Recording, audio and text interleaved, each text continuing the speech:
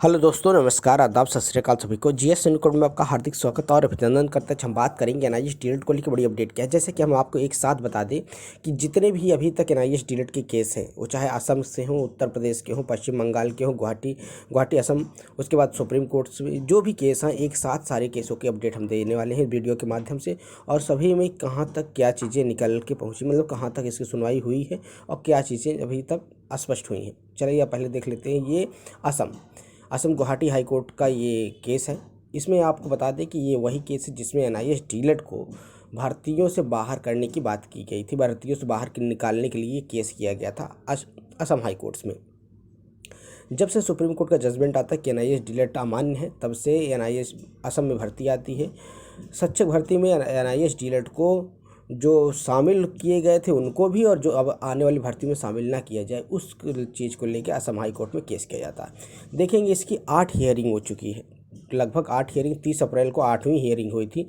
लेकिन 8वीं हियरिंग में जैसे कि असम सरकार से, शिक्षा विभाग से, साथ साथ एनसीटी से, और उसके बाद बहुत सारी चीज़ें थी कि आप सारे डॉक्यूमेंट सबमिट करिए, हलफनामा सबमिट करिए। ये सारी चीज़ें एक एक चीज़ें में किए गए। पहले तो एक अलग, अब दूसरी बेंच में ट्रांसफ़र किया गया था। अब उसको लेके इसकी अगली डेट 16 मई को लगी हुई है। तो कहने का मतलब है इससे अभी तक कोई चीज़ें क्लियरिफाई नहीं हुई है। बस केस पे, मतलब कि डेट पे डेट दी जा रही है और वकील उसकी सुनवाई चल रही है, लेकिन अभी तक कोई चीज़ें स्पष्ट नहीं हुई है देखा जाए तो। दूसरा केस की बात करेंगे जो उत्तर प्रदेश से है। उत्तर प्रदेश से वो अखिलेश कुमार चौहान जी का केस है। उस केस में क्या होता है, उस केस में आपने देखा होगा तो केस को ट्रांसफ़र करके कहाँ ले गया है, सुप्रीम कोर्ट में। ये वही केस है, आपको बता दें, जो कि वो ट्रांसफ़र होकर कहाँ जाता है, सुप्रीम कोर्ट में। सुप्रीम कोर्ट में ये ट्रांसफ़र पिटीशन के नाम से आपने देखा होगा तो भाई विश्वनाथ जी हैं, जो कि ट्रांसफ़र पिटीशन को लेके बहुत तेज़ी से काम कर रहे हैं, लेकिन अभी तक वो डिफेक्ट फ्री नहीं हुआ था। अभी कल आपने देखा होगा तो उन्होंने कल एक लाइव वीडियो में उन्होंने कहा कि हम इसको सैटरडे से लेकर मंडे तक डिफेक्ट फ्री करा देंगे।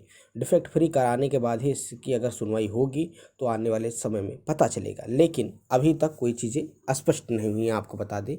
मतलब कहीं से भी अभी कोई चीज़ क्लियर नहीं हुई एनआईएस डीएलएड को भर्ती में शामिल होगा या उनकी डिग्री मान्य होगी या नहीं होगी। क्योंकि आपको बता दें कि ये सुप्रीम कोर्ट का जजमेंट आने के बाद जब हर एक राज्य वाले जितने भी एनआईएस डीएलएड के कैंडिडेट्स हैं उनको बाहर करने के तुरंत फिराक में लग गए। जो भी केस पेंडिंग थे, जो केस नहीं हुए थे, वहाँ भी केस शुरू हो गए हैं।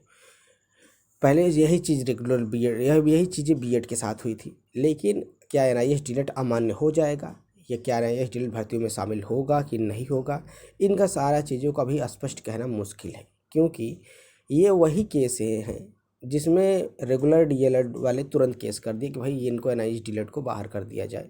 यही असम के हाई कोर्ट्स में चल रहा था। आपने देखा होगा हर हियरिंग पे वकील से कहा जाता है हलफनामा सबमिट करिए, लेकिन हलफनामा सबमिट नहीं किया जाता। ये था, आपने देखेंगे डायरी नंबर, आप देखेंगे 16788/2024 अखिलेश सिंह और Chauhan versus state of Uttar Pradesh.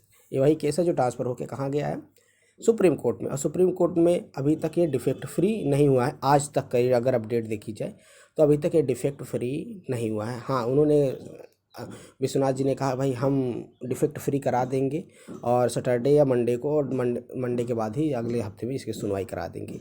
जब तक सुनवाई नहीं हो जाएंगे हम तब तक कुछ कहना मुश्किल है, कि भाई सुनवाई के बाद ही सारी चीज़ें स्पष्ट होंगी। इसके साथ और देखेंगे कि इसमें एक मैटर और हुआ है, मतलब अटैच हुआ है, जो कि उत्तराखंड का है। उत्तराखंड के साथ एक और मैटर अटैच हुआ है। तो कहने का मतलब 2-3 केस ट्रांसफ़र होकर कहाँ गए हैं, सुप्रीम कोर्ट में। तो सुप्रीम कोर्ट में एक ऐसा ट्रांसफ़र पिटीशन और रिव्यू पिटीशन से के नाम से इस केस में भी अभी तक कोई चीज़ें स्पष्ट नहीं हुई हैं। तो ये आपका पहले था असम हाई कोर्ट्स का, उसके बाद सुप्रीम कोर्ट्स का। सुप्रीम कोर्ट में एनआईएस डीएलएड का जो ट्रांसफ़र पिटीशन केस है। तीसरा केस आपको बता दें बिहार से, वही पश्चिम बंगाल में सुनवाई हो रही है, लेकिन अभी तक वो भी सुनवाई 30 अप्रैल को होनी थी, उसकी भी सुनवाई नहीं हुई। वो पप्पू यादव सरकार जी का केस है, जो कि पश्चिम बंगाल में ले जाके, क्योंकि उनको कहा गया था, वो सुप्रीम कोर्ट में गए। सुप्रीम कोर्ट में उन्होंने, देखिए सबसे बड़ा वो केस था, उसमें फंडिंग हर एक चीज़ें बड़ी हुई थी, तो वहाँ पर कोई चीज़ सुनवाई नहीं होती। ये है Kolkata high courts. Kolkata high court में 2 केस है, एक कौशिक दास जी का केस है और एक पप्पू यादव सर जी का केस है, जो कि रुबीना खातून के नाम से केस रजिस्टर्ड है। तो रुबीना खातून के केस को 30 अप्रैल की सुनवाई होती है, लेकिन 30 अप्रैल को सुनवाई होनी थी लेकिन नहीं हुई। तो कहने का मतलब ये भी केस अभी तक पेंडिंग है। चौथा केस आता है कौशिक दास जी का केस। कौशिक दास जी के केस में एक बार सुनवाई होती है, लेकिन अभी तक कोई सुनवाई, ये भी एकदम फाइल जैसे ना फाइल ठंडी पड़ी हुई है, कोई चीज़ें बिल्कुल स्पष्ट नहीं हो रही हैं। अब अगली सुनवाई होगी कब होगी, ये चीज़ें भी स्पष्ट कहना मुश्किल लग रहा है। क्योंकि आपको बता दें कि कहीं ना कहीं चाहे आप सरकार, चाहे एनसीटी, चाहे हाई कोर्ट्स या सुप्रीम कोर्ट्स, सब में डिले हो रहा है। डिले कारण क्या है ये आप विद्यार्थियों को भी नहीं समझ में आ रहा है। हर तरह से चाहे एनआईएस डीलेड विद्यार्थियों के साथ जैसे कहते हैं ना लूट हो रही है। लूट मतलब आप समझ सकते हैं, धोखा जिसे कहते हैं, छल। भाई सरकार ने कहा हम कोर्स कर लीजिए, आप पूरे भारत में वैलिड रहेंगे, विद्यार्थियों ने कर लिया। कुछ साल बाद सुप्रीम कोर्ट का एक जजमेंट आ गया कि नहीं नहीं ये तो वैलिड ही नहीं है, 18 महीने का कोर्स है। लेकिन जबकि आपने देखा होगा कि भाई किसी भी एनसीटी, किसी भी संस्थान, एनसीटी या भारत सरकार की संस्था है, उसको किसी भी कितने भी समय में उसने करा दे, उसकी एक अलग से चीज़ें हैं। लेकिन जब एनसीटी के जवाब देने की बात है तो एनसीटी जवाब नहीं देता है। तो यहाँ मैटर ये फंसा। अब ये केस पश्चिम बंगाल में 2 केस लगे हुए हैं। कौशिक दास जी का केस है और पप्पू यादव सर जो रूबिका खातून के नाम से, रूबिका खातून का वही केस है जो कि सुप्रीम कोर्ट से ट्रांसफ़र हो गया था कि भैया आप पहले चेन के माध्यम से आइए। तो इनके केस में भी अभी तक कोई चीज़ें स्पष्ट हुई हैं, बस चल रहा है। कौशिक दास जी का केस भी वो था, वो भी डायरेक्ट सुप्रीम कोर्ट गए थे। उनका भी केस था कि भाई हमारा मैटर अलग है, उत्तराखंड का मैटर अलग है, जिस केस में जजमेंट दिया गया था।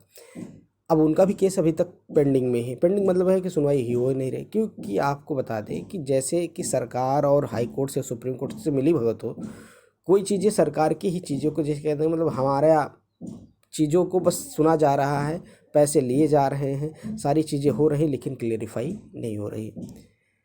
हाई कोर्ट्स भी इस चीज़ को लेके सुनवाई करता है, ठीक है, उसके बाद वो कहता है डिसमिस। भाई आप केस में 1 दिन 2 दिन विद्यार्थी तो परेशान है कि भाई हमारी तो एज निकलती जा रही है, हमारी तो भर्ती निकलती जा रही है, लेकिन सुनवाई होगी कब?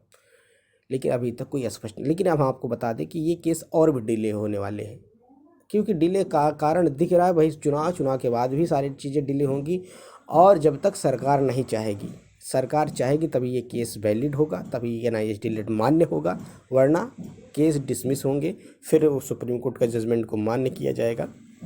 इसलिए मेन चीज़ें हैं गजट, क्योंकि आप सुप्रीम कोर्ट में जाएंगे तो कहेंगे भाई गजट का प्रकाशन नहीं हुआ तो हम कैसे वैलिड मान लें। तो यही अभी तक अपडेट थी। अगर वीडियो पसंद है चैनल को लाइक करें, ज़्यादा से ज़्यादा अपने दोस्तों में शेयर करें। शिक्षक भर्ती पब्लिक की अपडेट के लिए चैनल को सब्सक्राइब कर लें। मिलते हैं नए वीडियो के साथ। जय हिंद साथी, नमस्कार, सभी दिन शुभ हो। आई होप आपको सारी चीज़ें क्लियर होंगी, और केस इतना ही है बस। ये सारी चीज़ें अगर कहीं भी स्पष्ट हो जाती हैं, कहीं भी क्लियरिफाई हो जाती है, सुनाई होती हैं, तो हमें सारी चीज़ें स्पष्ट हो जाएंगी। मिलते हैं नए वीडियो के साथ। जय हिंद साथी, नमस्कार।